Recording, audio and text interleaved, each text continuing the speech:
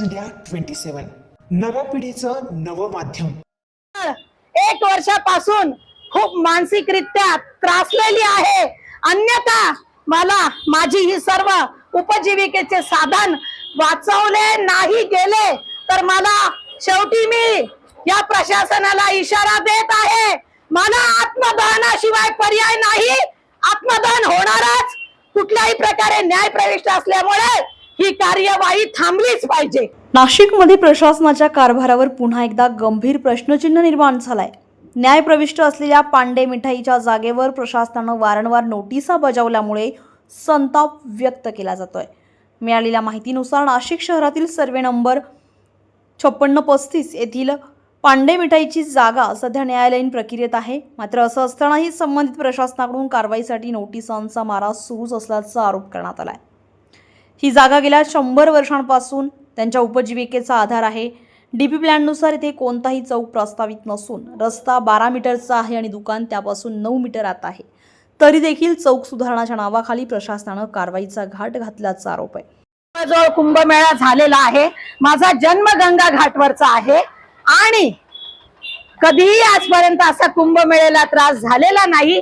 आम्हालाही आनंद आहे की नाशिकला कुंभमेळा होतोय, पण ही पहिल्यांदाच इतकी जे प्रेशर करून आमच्यावर जो जबरदस्ती किंवा आमचं बीपी वाढवण्याचं, हार्ट अटॅक वाढवण्याचं जे यांचं काम चालू आहे याला प्रशासन जबाबदार राहील.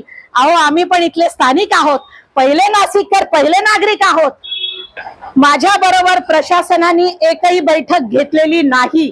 उलट मी जेव्हा जेव्हा गेले मला वेळ देण्यात आला नाही. मी माझ्याकडे स्वमालकीचे सर्व कागदपत्र, आमचे सगळे काही पुरावे माझ्याकडे आहेत. याची कुठली यांनी तपासणी न करता हा एकतर्फी जो निर्णय घेताय ही अतिशय संविधानानुसार कायद्यावर ही गोष्ट फार काळीमा फासणारी आहे. तर हे फार चुकीचं आहे. याहूनही गंभीर बाब म्हणजे 16 मार्च 2026 रोजी अचानक नोटीस देस 20 मार्चला सकाळी 11 ते सायंकाळी 5 वाजेपर्यंत कारवाई करण्याचे आदेश देण्यात आलेत. हे सर्व करताना संबंधितांना योग्य संधी आणि सुनावणी दिली का असा सवाल उपस्थित होतोय. न्यायालयात विषय प्रलंबित असताना अशा प्रकारे दबाव टाकणे हा न्याय प्रक्रियेचा अवमान आहे. प्रशासन एकतर्फी निर्णय घेत असून नागरिकांच्या मूलभूत अधिकारांवर गदा आणत आहे. दरम्यान या प्रकरणात काही अनिष्ट प्रकार घडल्यास त्याची संपूर्ण जबाबदारी प्रशासनावरच असेल असा इशाराही संबंधितांनी दिलाय. आम्ही या कार्यवाहीबाबत आमची ही न्यायप्रविष्ट बाब आहे.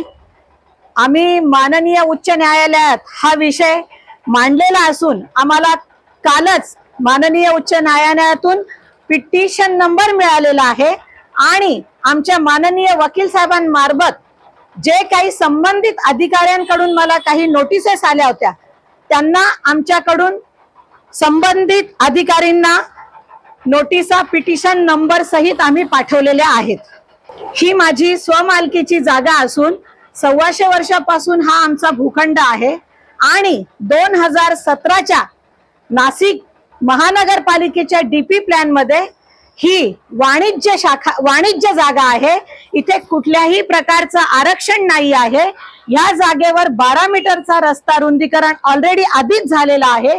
त्या क्षेत्रानंतर सुद्धा 9 मीटर रस्ता रुंदीकरण सोडून पांडे मिठाई ही अतिशय कोपऱ्यात आहे आणि मी कल्पना जगदीश पांडे स्वतः मालक माझ्याकडे आज जवळजवळ 125 वर्षाचं हे 5635 सिटी सर्वे नंबरचं 1000 ते 1512चं माझं क्षेत्रफळ आहे आणि त्या क्षेत्रफळातून फक्त 33 चौरस मीटर आम्ही बांधीव वाणिज्य हे क्षेत्रफळ आहे.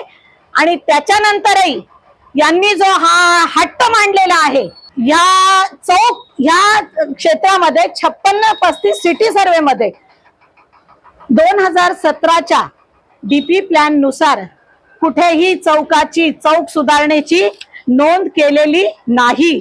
जर इथे चौकच नाही तर अचानक यांचा चौक सुशोभीकरणाचा प्लॅन नसताना नगर रचनेच्या आणि डीपी प्लॅन मध्ये अचानक हा प्रश्न का, हा माझा प्रश्न प्रशासनाला आहे. नमस्कार, मी ॲडव्होकेट अनिल आहुजा. जसं आपल्या सर्वांना माहिती आहे की नाशिक शहरामध्ये आगामी सिंहस्थ कुंभमेळ्यासाठी बराच मोठं विकसन होत आहे आणि त्या विकसनाकामी संपादनाच्या कारवाई देखील सुरू आहे. अशाच सर्व संपादनाच्या कारवाईमध्ये बऱ्याच जमिनी किंवा दुकाने संपादित होणार आहे. अशाच एक प्रकार पांडे मिठाई या मिळकतीविषयी होत आहे. 4/3/2026 रोजी बेकायदेशीररित्या सदर मिळकतीचा भूसंपादनाचा निवाडा करण्यात आला.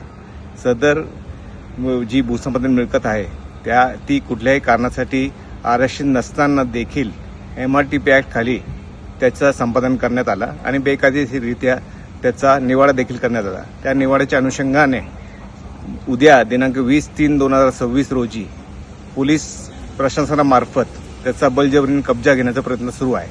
मात्र काल 18 तारखेला आम्ही संबंधित मिळकत मालकांच्या वतीने मुंबई उच्च न्यायालय येथे याचिका दाखल केलेली आहे आणि सदर याचिका लवकरच सुनावणीसाठी येणार आहे. माननीय उच्च न्यायालयामध्ये सदर याचिका प्रलंबित असताना सदर कुठलीही कारवाई करणे ही बेकायदेशीर ठरेल. त्यामुळे सदर कारवाई थांबवणे अत्यंत आवश्यक आहे आणि कायद्याच्या दृष्टीने सदर कारवाई न करणे किंवा पुढे ढकलणे योग्य राहील असं आमचं मत आहे. धन्यवाद.